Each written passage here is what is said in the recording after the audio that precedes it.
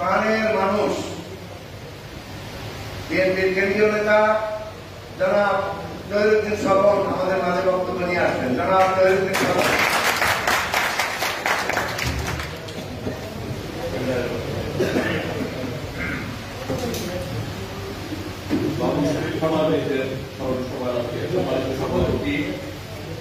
বাংলাদেশ জাতীয়তাবাদী দলের vice chairman আমাদের বাবু বিধানতান্ত্রিক সরকারের মাধ্যমে আপনাদের সবাইকে অভিনন্দন জানাচ্ছি। আমি প্রথমেই অনুষ্ঠান আয়োজনের পক্ষে পরিবারের পক্ষ থেকে এবং সংস্থাদের পক্ষ থেকে এবং বাবু সুনীল কুমার অনুষ্ঠানের পক্ষ থেকে আজকে তোমার অতিথি ডক্টর আব্দুল মহিদ খানের কৃতজ্ঞতা জানাই। আজকের এই প্রচন্ড গরম, এত তাপ, ওনার মতো একজন বয়স্ক মানুষ নিজে এত কষ্ট করেও এখানে উপস্থিত হয়েছে পর্যন্ত আমি পরিবারের পক্ষ থেকে শিক্ষকদের পক্ষ থেকে আমার পক্ষ থেকে আমি অন্তত গভীরভাবে কৃতজ্ঞতা প্রকাশ করছি। আমি কৃতজ্ঞতা জানাই বিশেষ অতিথি আমার অত্যন্ত ঘনিষ্ঠ বড় ভাই বন্ধু জনাব মহানগরী বিএনপির সভা আহ্বায়ক দেশনেত্রী বেগম খালেদা জিয়ার উপদেষ্টা জনাব আব্দুল সালাম সাহেবের প্রতি কৃতজ্ঞতা জানাই। জাতীয় পার্টি কাজী জাফর আহমেদ রহমানের মহাসচিব বাবু সুনীল কুমার গুপ্তের সভাপতি জনাব আহসান হাবিব অতিথিবৃন্দের প্রতি আপনারা সবাই হয়তো বাবু সুনীল কুমার গুপ্তকে কাছের থেকে দেখেন নাই, কেউ কেউ দেখেছেন, কেউ কেউ দেখেন নাই। বাবু সুনীল কুমার গুপ্ত আমাদের কাছে এই কারণে গুরুত্বপূর্ণ যে আমাদের নির্বাচনী এলাকাগুলো যদি আগুন বা বরিশাল অঞ্চল বা দক্ষিণ অঞ্চল, এই অঞ্চলের শহীদ রাষ্ট্রপতি জিয়াউর রহমান যখন বাংলাদেশি জাতীয়তাবাদের দর্শন এবং আদর্শকে হাজির করেছেন এবং সেই মানুষের মধ্যে যারা যারা তুলে ধরেছেন তার মধ্যে অন্যতম একজন সংগঠক এবং নেতা ছিলেন বাবু সুনীল কুমার গুপ্ত। উনি হিন্দু সম্প্রদায়ের পরিচয় থাকার কারণে জিয়াউর রহমানের বাংলাদেশি জাতীয়তাবাদের যে বহুত্বতা, যে প্লুরালিটি, বহু ধর্ম, বহু ভাষা, বাঙালি এবং অবাঙালি সহ সকলকে মিলে যে বাংলাদেশি জাতীয়তাবাদের যে ব্যাখ্যাটা হাজির করতেন, তখন ওই মঞ্চে বাবু সুনীল কুমার গুপ্তের উপস্থিতির কারণে বাংলাদেশি জাতীয়তাবাদের এই বহুত্ববাদের ব্যাখ্যাটা কিন্তু প্রতিষ্ঠা লাভ। শহীদ জিয়াউর রহমান একদিকে যেমন ধর্মীয় মূল্যবোধকে পরিষ্কার করেছেন, অপরদিকে কোন বিশেষ ধর্মের আধিপত্যের চিন্তাকে উনি নাকচ করেছেন। শহীদ জিয়াউর রহমান একদিকে যেমন বাংলা ভাষা, বাঙালি জাতীয়তাবাদের কথা বলেছেন, একই সঙ্গে এই সকল কিছু মিলিয়ে আমাদের ভাষা, আমাদের সংস্কৃতি, আমাদের এই ৭০,০০০ বর্গমাইলের সংখ্যাগরিষ্ঠ মুসলমানদের সংস্কৃতির সঙ্গে বাঙালি জাতীয়তাবাদের সংমিশ্রণের মধ্যে দিয়ে যে বাংলাদেশি জাতীয়তাবাদ তৈরি হয়েছে, এই দর্শন হাজির করেছেন শহীদ রাষ্ট্রপতি জিয়াউর রহমান। এবং তখন এই দর্শনের ব্যাখ্যা, রাজনীতির ব্যাখ্যা, সংগঠন, নেতৃত্ব, একদলীয় শাসন ব্যবস্থার বিপরীতে বহুদলীয় গণতন্ত্র প্রতিষ্ঠা করার এই দায়িত্ব যারা পালন করেছেন তার মধ্যে অন্যতম একজন বাবু সুনীল কুমার গুপ্ত। এবং তিনি তখন ধর্মীয়ভাবে সংখ্যালঘু সম্প্রদায়ের পক্ষ থেকে একজন নেতা হওয়ার কারণে তার উপস্থিতি ছিল তৎকালীন সময়কাল রাজনীতির জন্য একটি আলাদা গুরুত্ব। এবং সেটা শহীদ জিয়াউর রহমান বুঝতেন বলেই কিন্তু তার মধ্যে একজন বিনয়ী, তার মধ্যে একজন আপদমস্তক রাজনীতিবিদকে তিনি ক্যাবিনেট মিনিস্টার করেছেন। এবং এটা খুব ঘটনা পরম্পরায় আমরা খুবই সৌভাগ্যবান, বাবু সুনীল কুমার গুপ্তের ক্যাবিনেটের যে সহকর্মী ছিলেন খাদ্যমন্ত্রী জনাব আব্দুল মমিন খান, তারই সুপুত্রে কিন্তু আমাদের আজকের প্রধান অতিথি ডক্টর আব্দুল মমিন খান। আপনারা যে মমিন বাক্য ছিলেন, যে শহীদবাগের মমিন খান, ওইটা আমাদের নেতা মরহুম মমিন খানের নামে, ওনার সুযোগ্য পুত্র হচ্ছে ডক্টর আব্দুল মমিন খান। এবং বাবু সুনীল কুমার গুপ্ত এবং মমিন খান সাহেব একই ক্যাবিনেট ছিলেন। মমিন খান সাহেব সিনিয়র ছিলেন, ওই সাবেক সচিব ছিলেন।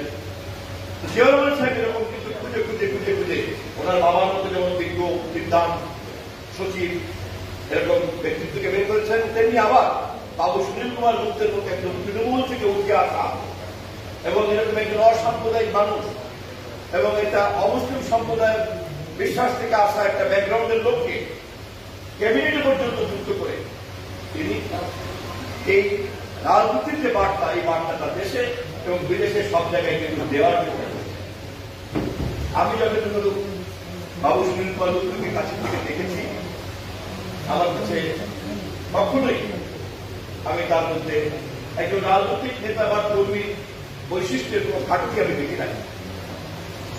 অবাধ ধৈর্য, নিরহংকারী মানুষ, বিনয়ী, স্বল্পভাষী এবং সবচেয়ে বড় কথা হচ্ছে ক্ষমতা যে হজম করা যায়, ক্ষমতা যে আগুনের মতো এরকম একটা জ্বলন্ত পিণ্ড, এটা যখনই সাধারণ কারো আমাদের হাতে আসে তখন কিন্তু আমরা দেখা যায় যে নিজেই সেই আগুনের ফুলকি সবাই গায়ে ছড়িয়ে দেওয়ার জন্য ব্যর্থ হয় এবং এভাবেই শত্রুতা চাষ করে এবং নিজের ক্ষমতার যে তরবারি, এই তরবারি সারাক্ষণ কিভাবে কিভাবে মানুষের গায়ে ব্যবহার করা যায়, এরকম একটা আমাদের যে গোপন প্রবৃত্তি কাজ করে, ক্ষমতা হাতে আসার সঙ্গে সঙ্গে লুকিয়ে থাকা সেই গোপন প্রবৃত্তিটা বেরিয়ে পড়ে।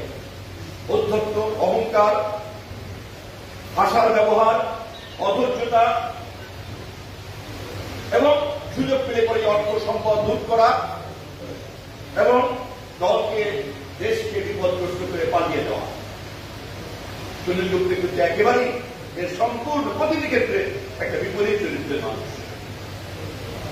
আমাদের এলাকায় বিশেষ করে যেহেতু অমুসলিম সম্প্রদায়ের অনেক ভোট আছে, সেখানে কিন্তু স্বাভাবিকভাবেই ওনার মধ্যে একজন মানুষের একটা আলাদা বিশেষ গুরুত্ব আছে এবং ওই সময় আমরা কাজী গোলাম মাহবুব সাহেবের মধ্যে একজন বিজ্ঞ মানুষকে পেয়েছিলাম দলের প্রতিষ্ঠাকালীন সময়ে, বাবু সুনীল কুমার গুপ্তকে পেয়েছিলাম। এখানে আমাদের বাংলাদেশের প্রথম নির্বাচিত ছাত্র দলের ভিপি শহীদ রাষ্ট্রপতি জিয়াউর রহমান ওনাকে খুব স্নেহ করতেন। এখানে উপস্থিত আছে আমাদের জামাল হোসেন ফকির, ওই প্রথম খাল কাটা খননে তারা ছিল, সেই ছবিও আমার কাছে এখনো সংরক্ষিত আছে। তো এদের একটা সরাসরি সম্পৃক্ততা আছে।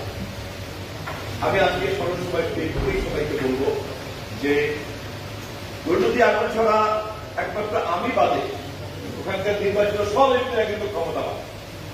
এই ইতিহাস আপনারা কিন্তু অনেক ভালো করে জানেন না। 1936 সনে যখন এই পাক ভারত হয়েছে, প্রথম নির্বাচন অনুষ্ঠিত হয়, তখন ওই আসন থেকে নির্বাচিত হয়েছিলেন বাবু যোগেন কুমার মন্ডল। বাবু যোগেন মন্ডল ছিলেন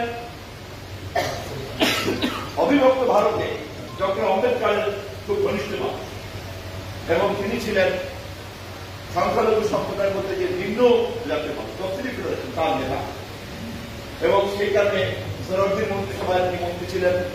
পরবর্তীকালে অবিভক্ত ভারতে যখন জওহরলাল নেহরুকে মন্ত্রী করা হলো, জিয়া কাদের খানকে যখন অর্থমন্ত্রী করা হলো, তখন বাবু যোগেন মন্ডলকে আইনমন্ত্রী করা হলো এবং শেষ পর্যন্ত যখন ভারত ভাগ হয়ে গেল, পাকিস্তান এবং ভারত ইন্ডিয়া নামে দুটো আলাদা দেশ হল, তখন যোগেন মন্ডল পাকিস্তানের প্রথম আইন পরিষদের সভাপতি। জিন্নাহ সাহেব হলেন গভর্নর জেনারেল, একটা মুসলিম রাষ্ট্র জন্ম নিল, কিন্তু তার আইন পরিষদের প্রথম সভাপতি কিন্তু বাবু যোগেন কুমার মন্ডল। কেন?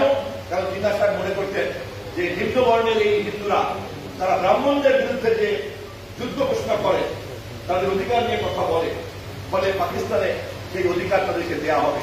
কিন্তু দুর্ভাগ্যজনক, জিন্নাহর মৃত্যুর পরে যারা পাকিস্তানের নেতৃত্ব দিয়েছেন তারা জিন্নাহর এই প্রতিশ্রুতি রক্ষা করেন নাই, যে কারণে যোগেন মন্ডলকে পাকিস্তান থেকে পরবর্তীতে ভারতে এসে করুণভাবে মৃত্যুবরণ করতে। সেটি আর এক প্রসঙ্গ।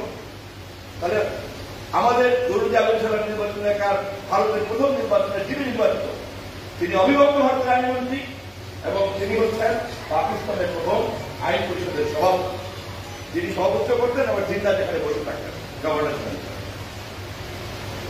আমাদের এখানে স্বাধীনতার পরে আব্দুর রব তেলিয়াবাদ সাহেব মন্ত্রী ছিলেন আওয়ামী লীগের পক্ষ থেকে। এই মুহূর্তে আমাদের এখানে যিনি আছেন তিনি অত্যন্ত ক্ষমতাবান পরিবারের লোক, প্রধানমন্ত্রীর পুত্র লোক। সেই অর্থে আমি অত্যন্ত ক্ষমতাহীন একজন অপরিণত রাজনৈতিক কর্মী। আমার তেমন অত্যন্ত দক্ষতা যোগ্যতা নাই এবং আমার সেই দক্ষতা যোগ্যতা না থাকার কারণেই কিন্তু আমি সুনীল কুমার গুপ্তের স্মরণ সভা আয়োজন করি এবং ডক্টর মনির খানের মতো লোককে আমি কিন্তু চিফ গেস্ট করি।